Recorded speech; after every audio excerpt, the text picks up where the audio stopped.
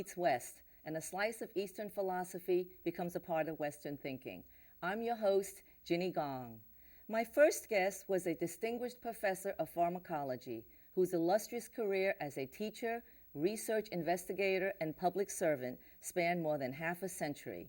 He has been recognized by both the East and the West for his many accomplishments as a driving force in establishing drug policy and laws covering regulation, safety, education, and research.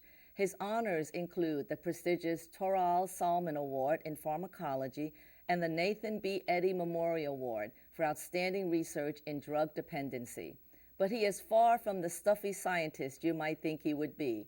Join me in welcoming someone who is approaching centenarian status and has been ballroom dancing all over the world, Professor Emeritus of UCSF, Eddie Leong Wei. Welcome, Eddie. Well, what a life you have had. Congratulations on all of your accomplishments. Let's take a look at, back then, what inspired you to pursue a career in science and pharmacology? Well, I guess I was born with a curious mind, and I always loved learning from elementary school through higher education. And so I keep wanting to learn. And It was a natural. Yes.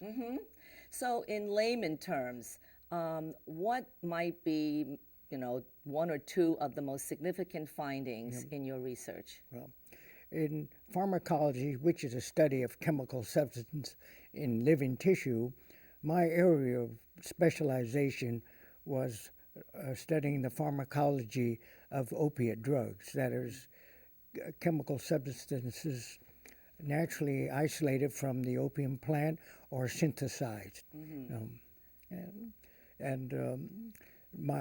I worked in two specific areas of research, mostly on that.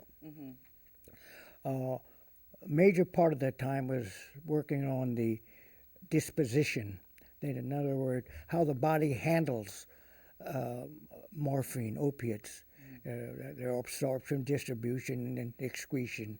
And that's useful information for the clinician and for scientists.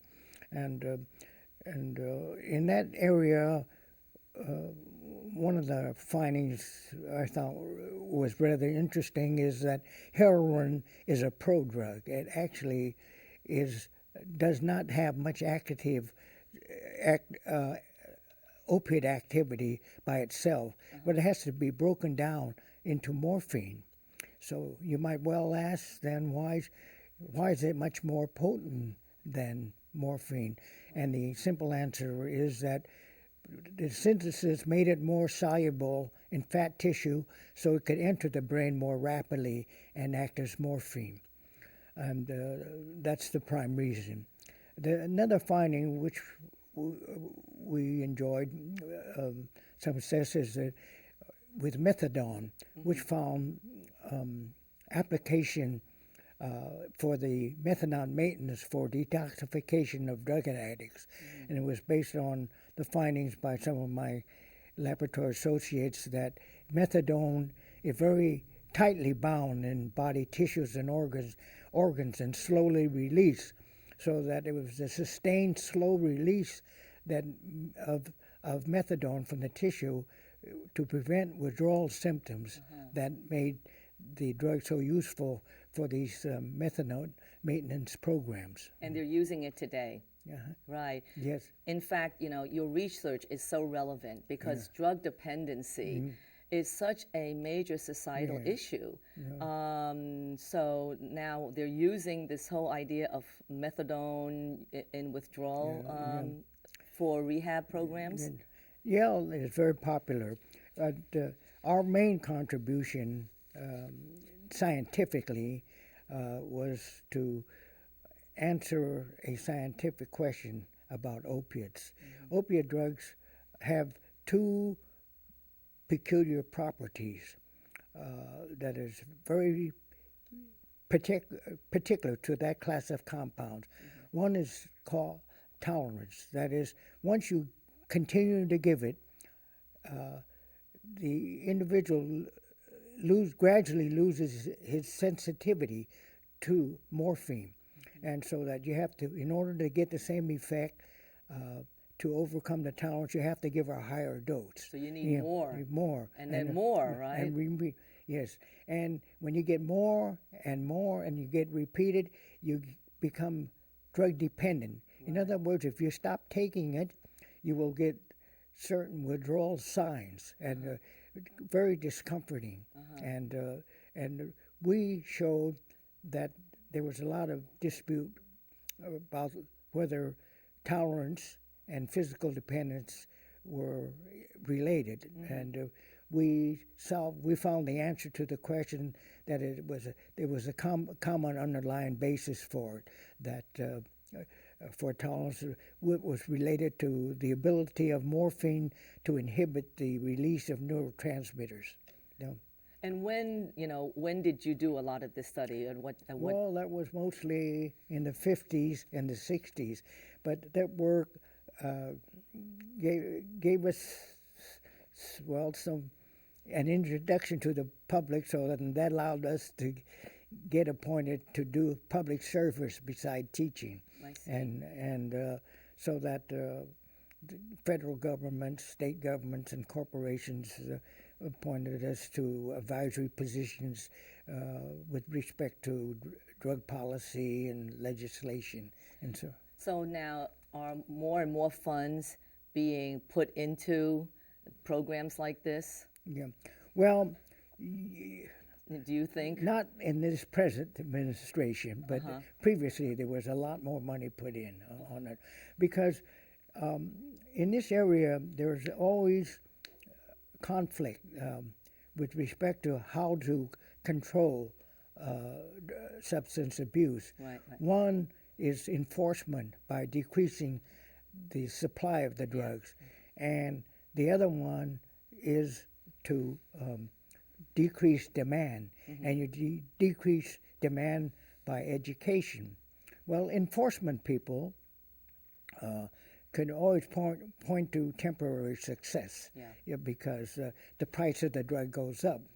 But that's a very short-term thing. In the long term, the increased price causes the pushers to come back into the field and to sell more. That increases crime, and you get more people in prison, and in the long term it fails. Whereas education, if you give it right, helps much better. Look at tobacco, the use of cigarettes has gone way down with education and with its long-term effects. Right.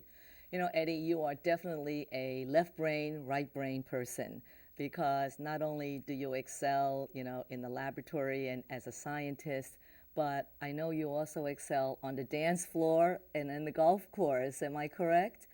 Well, you've been ballroom dancing all over the world, not just all over the States.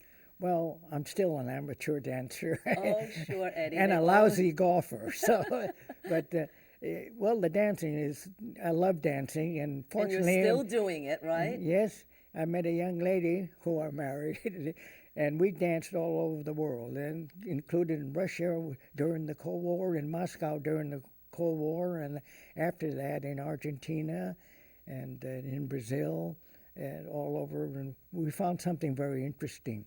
What about dancing? Why do you like that? Well, I love the rhythm and the dancing and holding a lady in the arm instead of the cop-out disco stuff, waving arms around, because the guys can't dance. Now, Eddie, I know when you travel, and I've traveled with you, what do you always make sure you put in that suitcase? Dance shoes. Your dancing shoes. I want to follow up, Eddie, because I know you're one of 8 siblings. Yeah. And from an immigrant family, and yet all of you have, been very successful. What do you attribute, that success to? Primarily our parents. And imbued with the Chinese culture, they only had elementary education, but they just took it for granted that we would do well in school and would attend college, and all 8 of us did, and 6 of us in Berkeley, so University of California. So we owe them a lot. Right. And you were all pretty close in age? Well, there was. Well, I mean, was it like every, I mean, 8 kids is a lot of kids. Well, my mother had 8 kids within 11 years or 12 years. So now you are approaching centenarian level, which is quite, you know, a life ahead that you've had. What advice do you have to give to us if you had to give us some advice about living and loving? Well, if you're going to, education is very important, but not just textbook only, but education in the whole life process. And I think the ability to work with others is very rewarding. I owe what I did for myself, for my parents, and from my teachers, and from middle school to afterwards even. I mean, I have the satisfaction of setting up with my brothers a foundation for people from our village to study in San Francisco, high school teachers, to come for 1 month, high school teachers of English to come to San Francisco to improve their teaching skills. And I was rewarded from my professor, Chauncey Leak, when I became chairman of pharmacology, that I set up a lectureship for him. And even my junior high school teacher, she kept me on the road straight. I almost got kicked out of school a couple of times, but she went to bat for me, and I got rewarded. And 60, 70 years later, when she met my other prof, Chauncey Leak, because they had seats together at the symphony, and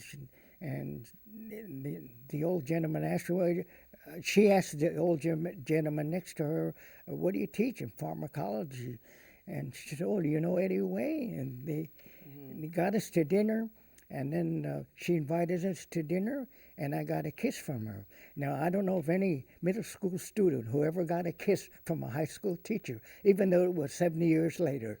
Well, Eddie, you are certainly a model of how we should live our life. I want to thank you for sharing some of your thoughts with us, and want to wish you well. Thank you very much for inviting me here. It's a pleasure. It's time for us to take a break. Stay tuned, and we'll be right back.